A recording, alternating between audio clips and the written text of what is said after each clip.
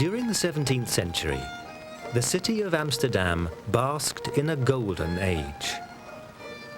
The Royal Palace, built in 1648 as the city's town hall, is an enduring physical reminder of those heady days. In 1631, a 25-year-old Dutch artist arrived here from his home city of Leiden. His sole intention was to take advantage of Amsterdam's thriving art market and build a career as a famous artist. His name was Rembrandt van Rijn.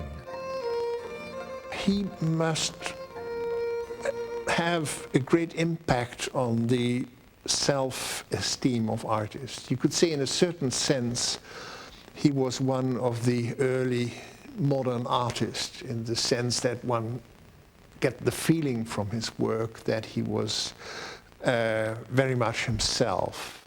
He is a genius. He is an absolutely outstanding, towering person who thinks and expresses and articulates through visual images, somebody with an enormous capacity for innovation. Rembrandt became by far the greatest Dutch artist of the 17th century, a giant of the Baroque era. He was influenced by the artistic developments of his day, but from the very beginning of his working life, Rembrandt pursued his own agenda. His prodigious output of biblical images was unusual in a Protestant country like Holland.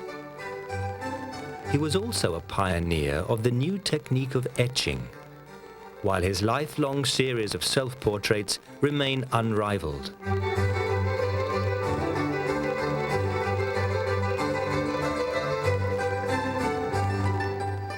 Rembrandt Haments van Rijn was born on the 15th of July 1606 in the university city of Leiden. The son of a miller, he was the 8th of 9 children. Details of his early life are sketchy, but his parents must have been impressed with his young intellect. At the age of 7, he was sent to Leiden's Latin school. 7 years later, he enrolled at the famous university there with the intention of studying classics. But already he knew that a life of books was not for him.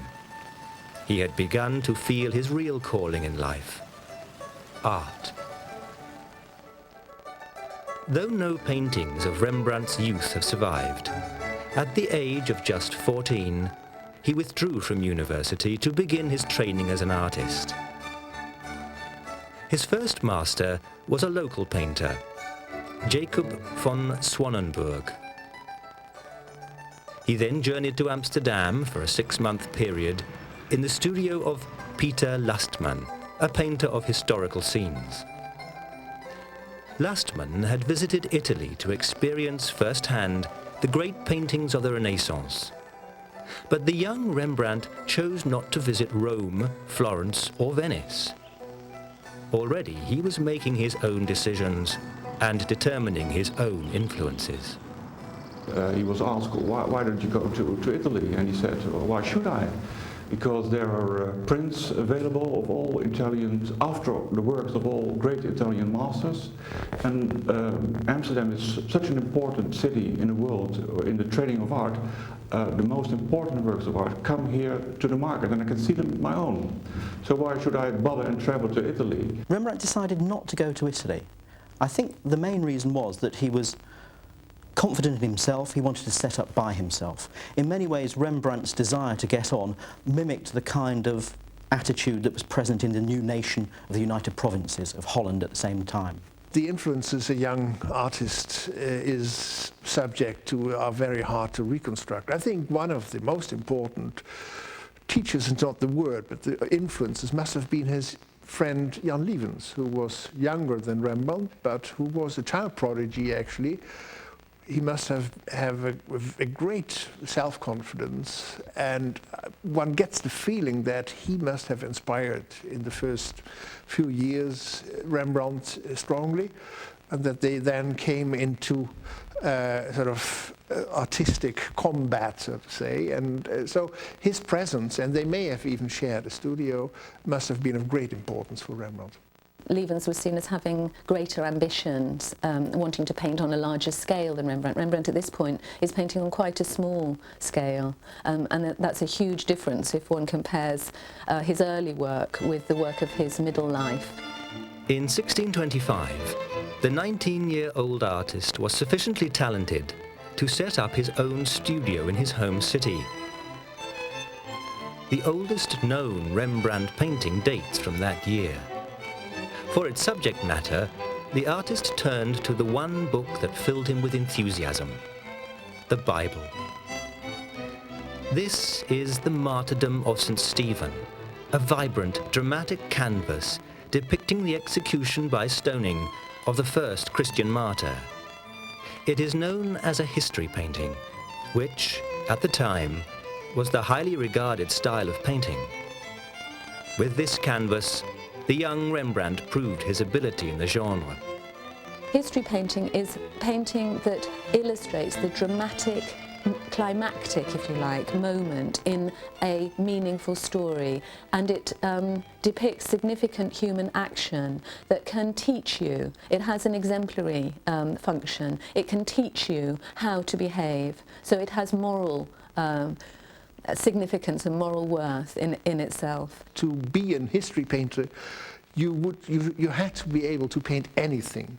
You know, you had to be a good still life painter because there were objects in the history. You had to be able to paint human flesh and the human proportions and human emotions, and you had to be able to paint a landscape if the history is playing in a landscape, etc. So only on the basis of that, history painting had a very high prestige. The work of Elsheimer he took as a starting point. And it is amazing how he develops his own stage direction for this scene. And it's a very clever painting, and in certain details it's absolutely already a masterpiece. Around a third of Rembrandt's entire life's work would be inspired by the Bible, and his finest religious paintings are filled with scenes depicting Christ at the center of the action. In this 1626 panel, Rembrandt depicted the moment when Jesus drove out the money changers from the Temple of Jerusalem.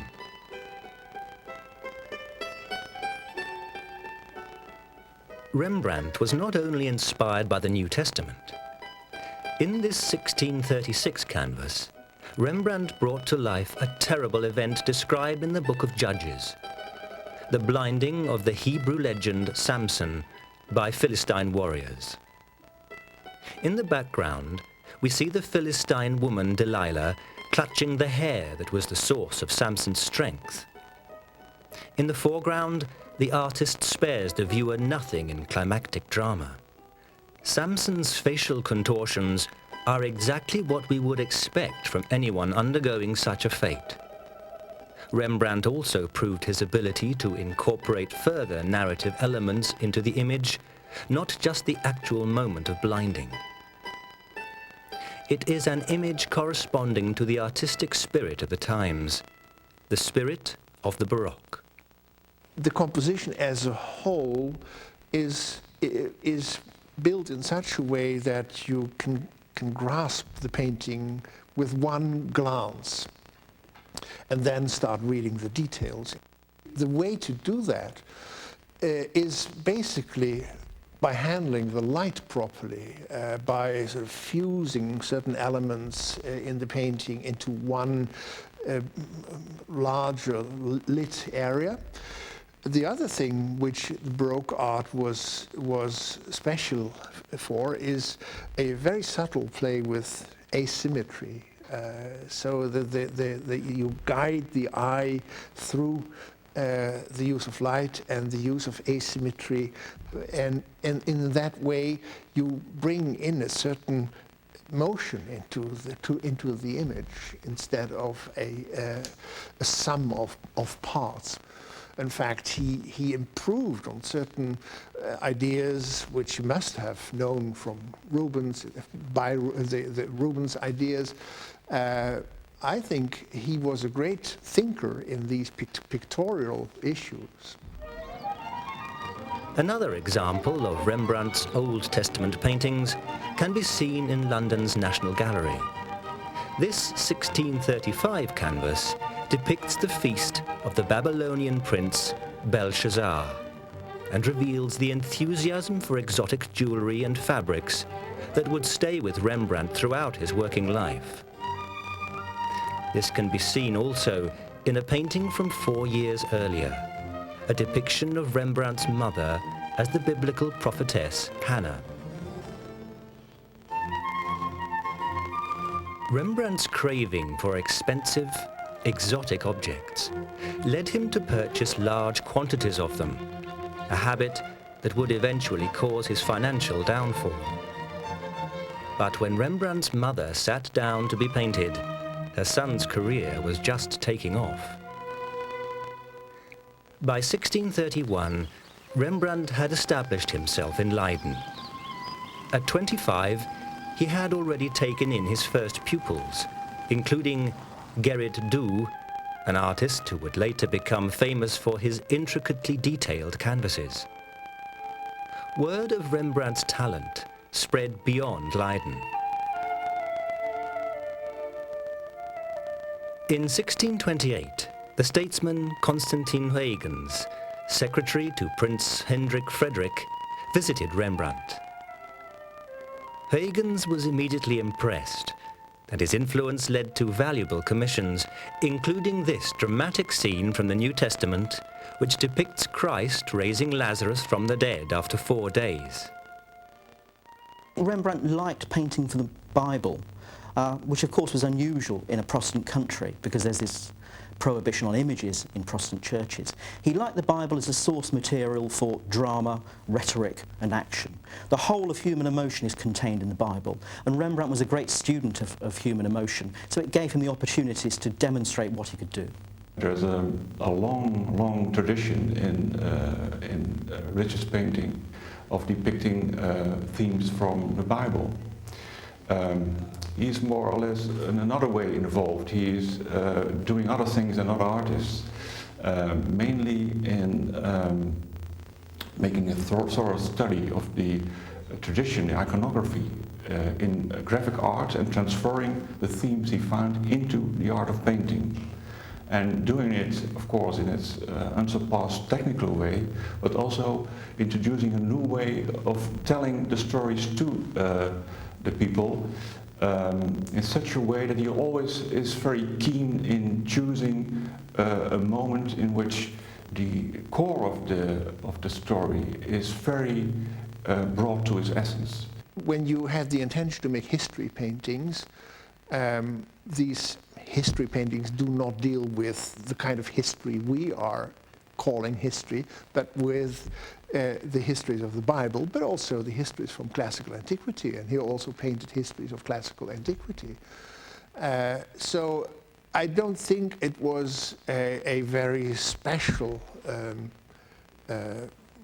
fixation on religion which expresses itself in his work. Although religious paintings made Rembrandt wealthy, portrait commissions also began to arrive, especially from the rich burghers of Amsterdam. By 1631, Rembrandt had decided that he should relocate to the great city, and his early years in Amsterdam would be the most successful of his working life. Whilst still in Leiden, Rembrandt decided to use himself as the subject matter for his canvases. This self-portrait from 1629 is just one of 20 created by Rembrandt before his departure for Amsterdam. He managed to create a light and dark structure in his work which gives you the feeling that the light is, you could say, not spotlighting on the things. The light more and more starts roaming in space. And he was more than any other painter able to combine the use of light with creating a sense of atmosphere in which the figures are acting. He probably learnt about chiaroscuro from Dutch followers of Caravaggio. The city of Utrecht was a hotbed for followers of Caravaggio. So that's where I think Rembrandt got the clue how to use chiaroscuro to dramatise his paintings. What we get with Rembrandt is that he uses impasto, so he pastes the paint on. So the highlights in white are very often very thick, whereas for the darks he used very thin down oil paint. In 1631, Rembrandt arrived in Amsterdam. At the time, Amsterdam was an expanding city, built on international commerce. There was huge demand amongst its wealthier citizens for self-portraits. Frans Hals showed how a portraitist could capture the personality of the sitter at an instant in time. This portrait of the merchant Nicholas Raats proved that Rembrandt also possessed an uncanny ability to depict his fellow man. Rembrandt started only in 1631 to make portraits, and the innovation of Rembrandt as a portrait painter was that what he had learned from history painting he applied in portraiture. That is, that he tried to make his figures act, even if they were depicted by themselves. He sometimes manages them to give you the feeling that they act instead of just stand and sit. But the great strength of a Rembrandt above a Frans Hals is that he deals with light in such a way that light really becomes light. Whereas in Frans Hals you have lit sides in the painting and shadow sides, but the light hardly ever gets that amazing strength which you have with a Rembrandt. Rembrandt seemed to have a very penetrating portrait style. We get not only the likeness of the person, but we get some sense of their character and a deeper understanding of them.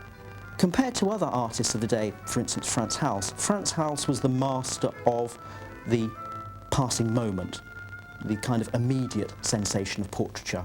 Rembrandt's is a much more investigative process. He digs deeper into the soul. 17th century Holland saw the creation of some of the greatest portraiture of all time. But it was not only individuals who sat for artists like Hals and Rembrandt. Dutch artists were often called upon to create group portraits, a form of painting which was virtually unknown outside Holland. Frans Hals was the first artist to fully master the technical difficulties of portraying a group whilst still maintaining the individual personality of the component figures. Once in Amsterdam, Rembrandt also turned to this specifically Dutch branch of painting. This is Dr. Nicolaes Tulp, Amsterdam's most famous surgeon of the day. In 1632, this eminent man of science commissioned Rembrandt to paint him at work, dissecting a corpse's arm while 7 of his fellow doctors looked on. The result was one of Rembrandt's most enduring images, the anatomy lesson of Dr. Tulp.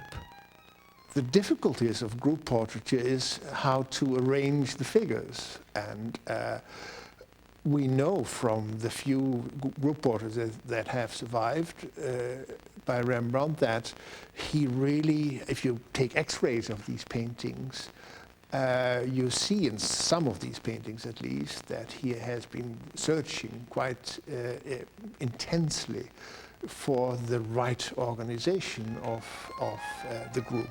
The first group portrait that he paints in Amsterdam is the anatomy lesson of Dr. Tulp. So Dr. Tulp was a member of the Surgeons Guild, he was also a burgomaster. And we see the anatomy lesson going on. It's quite likely that this was a private lesson rather than a public dissection, because Dr. Tulp is showing how to dissect an arm. He's showing the muscles and the tendons of an arm. Usually in a public dissection you would start at the abdomen. And it's interesting that all of these members of the Surgeon Guild are watching intently at what's going on. They're not blandly staring out at us. And of course the corpse itself plays a role in this painting. It's almost certainly an executed criminal. Criminals' bodies were used for dissection. So what Rembrandt gives us is not simply a group portrait, he actually animates the event into a history painting. Rembrandt returned to the genre of group portraiture for some of the best-known paintings of his career. But whilst biblical paintings and portraits would comprise the bulk of his life's work, he also painted nudes and a small body of landscape paintings. Many believe that the finest of these is this small canvas, The Mill. Admirers of this romantic scene have included the great English landscapists Turner and Constable. It also provides a striking illustration of an ongoing feature of Rembrandt's approach, a restricted palette. Rembrandt had a limited palette, so we do get blacks, browns and greys, but he also animated those by quite vivid reds as well. And he was always very keen to build up the surfaces of his paintings. There is an old anecdote that he put so much highlight on the nose of one portrait that you could actually pick it up by the nose itself. By the time Rembrandt was 30, his talent was renowned in Amsterdam. Rembrandt's social status was propelled by his marriage in 1634 to the wealthy Saskia van Ulenbach, a relative of the art dealer with whom Rembrandt had lived 2 years previously. Despite marrying into wealth, Rembrandt was financially reckless. He loaned large sums of money to friends and spent substantial sums on ancient sculptures, Renaissance artworks, and exotic objects from the East. He adopted an unusual approach at auctions, making opening bids so high that all other potential buyers would immediately lose interest. This would eventually lead to real financial difficulties for Rembrandt. But in the early years of his marriage, Rembrandt's main priority would not be money. In 1635, Saskia gave birth to a son, Rumbertus. Tragically, he died just a few months later. 2 daughters followed who also died in early infancy. By 1641, Saskia bore a healthy boy, Titus. Unsurprisingly, both son and mother would be popular subjects for Rembrandt's brush. His portraits of Saskia and Titus reveal not only the artist's trademark palette and his mastery of chiaroscuro, but his sheer love of his family. If the loss of his infant children affected Rembrandt the man, it fails to reveal itself in images like this.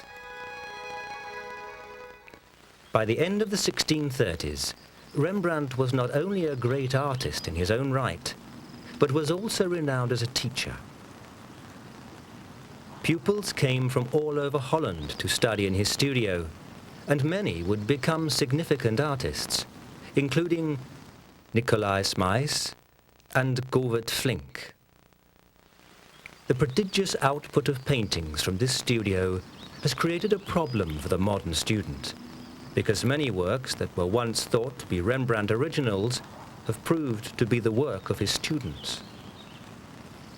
In 1968, the Rembrandt Research Project was set up in Amsterdam with money from the Dutch government. Their brief, if you like, was to try to sort out what was a genuine and what was a student painting. And of course, there were also fakes as well. At the start of the century, there were probably 1,000 so-called Rembrandts. By the 60s, that had gone down to 600, and nowadays we probably think there's something between 400 and 500. To begin with, it took quite long before we had to admit that most non-Rembrandt, so to say, must have been from the studio and from students. But then there are groups of works by students which sort of run parallel and are dependent on the works of Rembrandt. So once you have these pairs of work by the master and the copy, you develop an eye for what is Rembrandt and what is the students.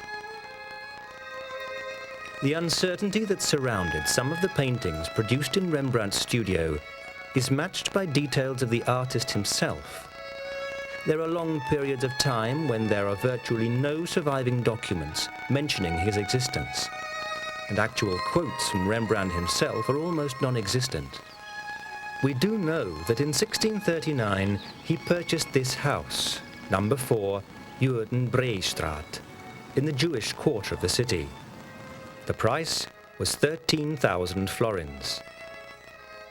Despite Rembrandt's apparent financial success, he borrowed the money to buy number 4 Juerdenbreestraat. Rembrandt's marriage to Saskia had brought with it a dowry of 20,000 florins. His individual portraits sold for 500 florins each, and his many students each paid 100 florins a year for the privilege of working alongside him. In 1640, the death of Rembrandt's mother meant a financial inheritance. But despite all this wealth, he chose not to use it to pay off his mortgage, preferring instead to indulge his passion for possessions. We know from several painters that they had a collection, but it more or less was only paintings and well, some sculpture and maybe some cloth, but that was it. And the way Rembrandt collected almost every part collectors could collect, antiquities, paperwork, things from nature, and also ethnographic objects, which were the 4 main areas they collected. Rembrandt had all of them, and that's rather unusual. Rembrandt's financial recklessness took years to catch up with him. By the early 1640s, he was still a wealthy man, but in 1642, his fortunes began to change. In his personal life, it was a tragic year. On the 14th of June, his beloved wife Saskia died. The deaths of 3 children had affected her own health. Rembrandt's only consolation was that Saskia's final child, Titus, would survive into adulthood. Before his wife's death, Rembrandt had completed a group portrait commissioned by a militia company, one of many groups of civic guards that emerged in the larger Dutch towns and cities following the withdrawal of the Spanish. Their leaders were often men of the highest status in Dutch society. Here we can see the high status of Captain Frans Banning Kok. Alongside his lieutenant, he dominates the foreground, with the Rembrandt mastery of light contributing strongly to this effect. All are involved in what appears to be more a narrative action scene than a group portrait. This is a very different image from the anatomy lesson of the years before, and it is possibly the most famous painting of Rembrandt's career, The Night Watch. The Night Watch is very important, and what's new about it is that before Rembrandt, of course, these paintings were made, but all the compositions were very dull. One had next to each other, and Rembrandt made a new composition out of it, which is very difficult to arrange such an enormous group of people, and also using his very famous clair-obscur in defining and structuring the painting. That's what it makes the Night Watch to a masterpiece. In the anatomy lesson of Dr. Tulp, he managed to sort of organize a group of people in a very direct, telling way. But in the case of The Night Watch, he had this intention to depict the moment in which the chaos of people running around and appearing from an archway into a well-organized grouping, and that is the gesture of the man in the foreground, Banning Kok, to his lieutenant, etc. So there's a chaos which is about to brought into order. And he must have thought that was the best way to introduce really life itself instead of sort of a military parade. The Night Watch was one of the most remarkable paintings of the Dutch century, and it also marks a significant turning point in Rembrandt's life. Rembrandt was receiving fewer valuable portrait commissions. It has been suggested that the night watch itself was to blame for this. According to this opinion, Rembrandt's work was simply too original, and wealthy patrons now grew reluctant to trust such a virtuoso artist with their commissions. A more likely explanation is that a fashion for intricately detailed paintings now began to emerge, in the tradition of earlier Dutch painters such as Jan van Eyck. Rembrandt's work developed differently, with his brushwork in particular defying the trends of his time. Rembrandt's brushwork was used as a kind of personal statement. You could recognise a Rembrandt by the brushwork. Some people have actually gone as far to say that he used this very heavily laden brushwork to actually disguise the amount of effort that went into it. By looking at a Rembrandt, you couldn't actually tell how long it had taken him to paint. Brushwork never is a separate thing, so to say. Brushwork is always in the service of illusion, and you have from early on areas where the brushwork is rough. But it's true that somewhere in the late 40s, 50s, he must have deliberately mirrored himself to Titian, who the late Titian became famous for his rough brushwork, and chosen for a rougher brushwork, but not rough as a means in itself. It had a function at the same time. After 1642, Rembrandt's commissions were dwindling, and this caused him to default on his payments for his home. And by the end of the decade, Rembrandt's creditors were beginning to grow restless. His finances also suffered as a result of a tempestuous affair with his son's nurse, which ended with Rembrandt paying for her committal to an asylum. But Rembrandt's work was still widely known, increasingly through his work in an entirely different medium, a medium which he may not have invented, but which he brought to an unsurpassed level of artistic achievement: etching. To make an etching, the artist first coats a copper plate with wax, before etching in his image using a needle. He then immerses the plate and wax within a basin of acid. The acid bites through the etching into the plate below, from which prints can then be taken. The copper plate was inked and then cleaned so that the ink was only could only stay in the lines. Then a piece of paper, a little bit wet paper, was added to it, was laid on top of it, and then you could turn the wheel, and then the copper plate and the paper was transported under this cylinder here, and the ink was pressed out of the copper plate onto the piece of paper. And what you have then is a mirror image of the image on the copper plate. Compared with woodcutting, the etching technique allows for greater expressive detail than the woodcut technique that had preceded it. From early in his career, Rembrandt exploited etching as a medium in its own right, and the results were a timeless collection of images. Many of these images can be seen in Rembrandt's old house on the Breestraat. Early in the 20th century, the Rembrandt House Foundation was formed, and it has been its responsibility to collect and maintain this priceless collection of Rembrandt's graphic work. This is believed to be Rembrandt's father, who died when his son was just 23. His mother can also be seen in several portraits, but perhaps it is this 1647 image that fully reveals what a master portraitist could achieve with the etching technique. This is Jan Six, an influential figure in Amsterdam.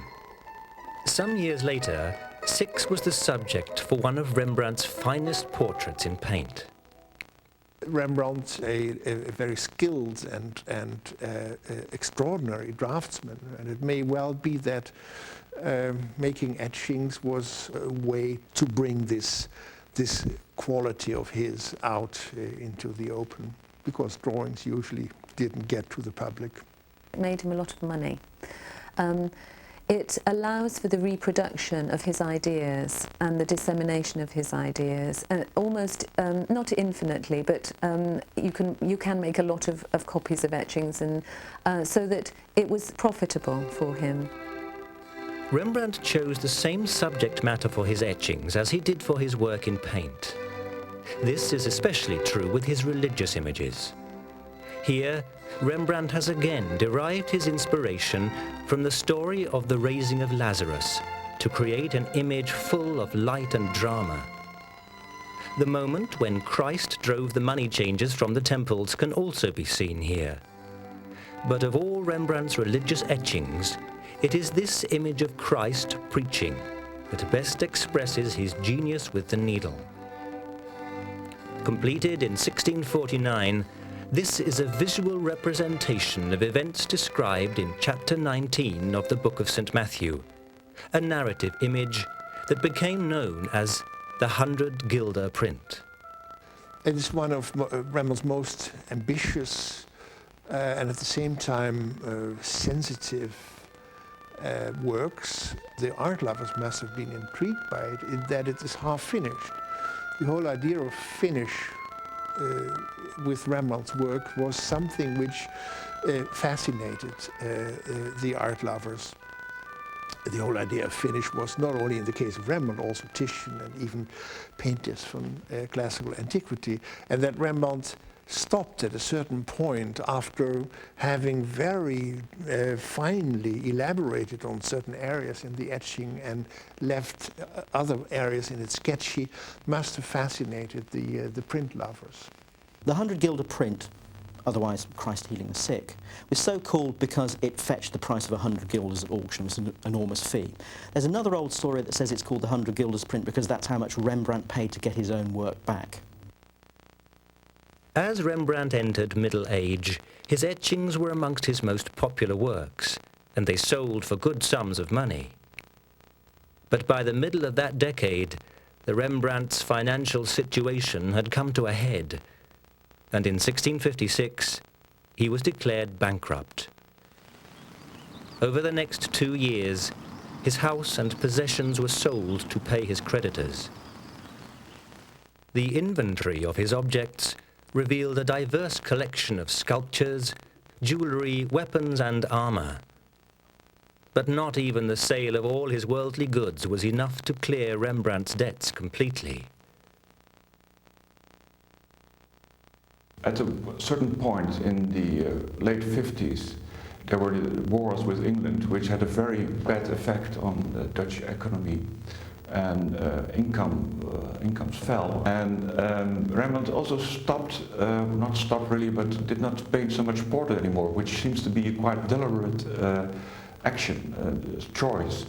And these portraits, for which he received often 100 guilders or something, were a steady source of income.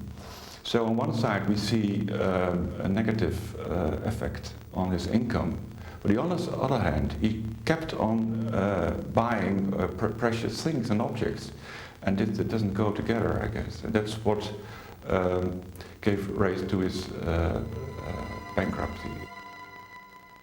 Remarkably, Rembrandt's perilous financial situation failed to diminish the quality of his work. As bankruptcy loomed, he painted the portrait of Jan Six, which shows his unique approach to brushwork.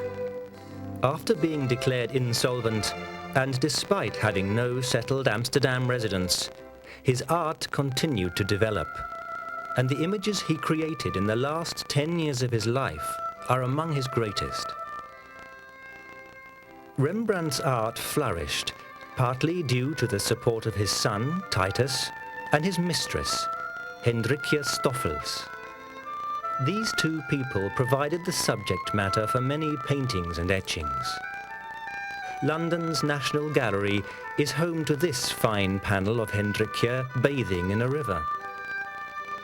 In 1660, Hendrikia and Titus set up an arrangement whereby Rembrandt formally became an employee of their art shop with an advance of 1,750 florins.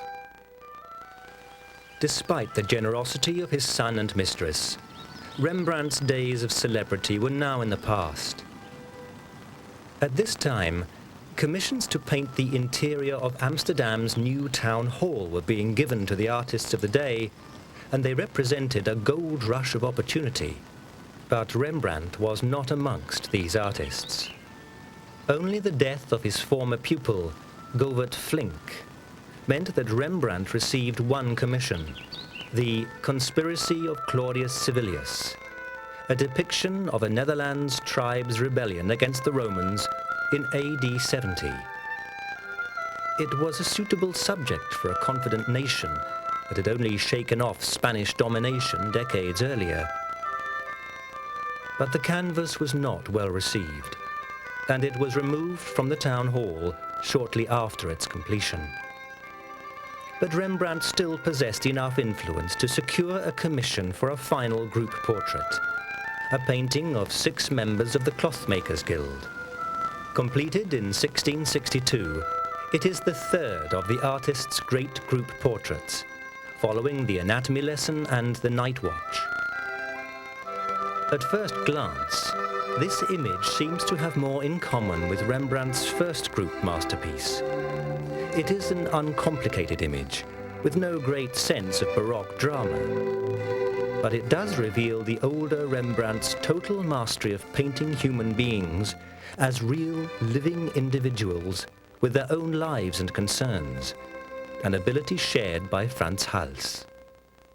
It is absolutely fascinating painting, partly from the way he deals with the subject and partly the way he deals with paint and with the means he used. I mean, there is this group of faces is absolutely superb in its presence, but that is not only through his genius as a painter. He must have thought very much about how to arrange them, and when you read the X-ray you can see that they keep moving and changing positions, etc. And in the end they all look in the same direction. It is as if the people from the anatomy lessons of Dr. Tulp sort of switch their glance to the viewer, and suddenly all of them look at the viewer, and that brings in unity into the painting, and there is a whole literature about what he meant by that, but I think it's still a way to make a group portrait in a history painting. By 1662, the painter of this remarkable canvas was approaching old age. Sadly, these final years would be marked by still more personal tragedy for Rembrandt. In 1663, Hendrikje Stoffels died. In 1668, his beloved son Titus died at the age of 27. Rembrandt was now a lonely man of 62, with only months to live. But he never stopped painting until the day of his death. And in the final year of his life, Rembrandt painted the last installment in what had been a lifelong enterprise, self-portraiture. This is Rembrandt's final great canvas depicting himself in 1669. This is the highly chiaroscuro painting of himself from 40 years previously. In the interim, Rembrandt continually used himself as subject matter for his paintings. This self-portrait of 1640 shows a confident and wealthy artist at the height of his fame. Taken together, these images have been seen as a visual autobiography without parallel in the history of art, a succession of paintings where Rembrandt never hides his own physical flaws. For many, it is this final canvas that is the greatest of them all. Here, Rembrandt's physical depiction of the face reveals the psychological signs of a checkered life and career. However, this painting from the previous year shows the artist laughing. We know that Rembrandt was experiencing the final sadness and loss at this time, Yet this is hardly a tragic image. To an extent, the self-portraits are autobiographical in the sense that they do trace his changing image. But I think they're more than that as well. They also give us indications about his own ambitions as an artist. Because there are numerous occasions when Rembrandt seems to be testing himself against past artists. There's a self-portrait in the style of Raphael, there's a self-portrait in the style of Titian as well. So Rembrandt, with this sense of what had happened in the past, was emulating past artists. I think they are a very sustained meditation on the artistic persona of Rembrandt, this idea of what is it to be an artist in Holland in the 17th century, to claim the position of the artist as being alongside that of the writer. And they are enormously inventive and articulate about various dimensions of the artistic persona. But I'd like to separate that from a sense of somehow getting at his true emotions or his angst about something, because I don't think that's what they are about. Rembrandt's mastery of self-portraiture in paint was matched by a similar ability with the needle, although for reasons unknown, he virtually stopped etching self-portraits whilst still in his early 30s. Many of these images were effectively used as sketches for figures that would appear in full-scale etchings and canvases. Rembrandt, like all great artists, needed hard preliminary work to fully bring out his genius. When Rembrandt van Rijn died on the 4th of October 1669, he was a lonely and debt-stricken man. It is said that at the time of his death, he possessed nothing but his clothes and his painting materials.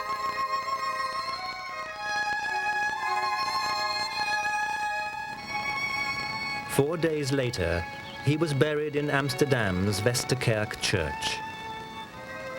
Such a contrast between worldly wealth and artistic greatness is not unusual in the history of art. But in the case of Rembrandt, it is difficult not to be astonished. Such was the sheer size of his life's achievement. Only posterity has given him his deserved status as the greatest of the Dutch masters. Without any doubt, Rembrandt is a milestone in the history of art. And what you often see in the history of art, that at the beginning of some development, have such an enormous creative ability that everything which happens after them seems more or less related to it. They throw a shadow which only the biggest artists can escape. Rembrandt was obviously, I think, the most influential, important artist of the 17th century.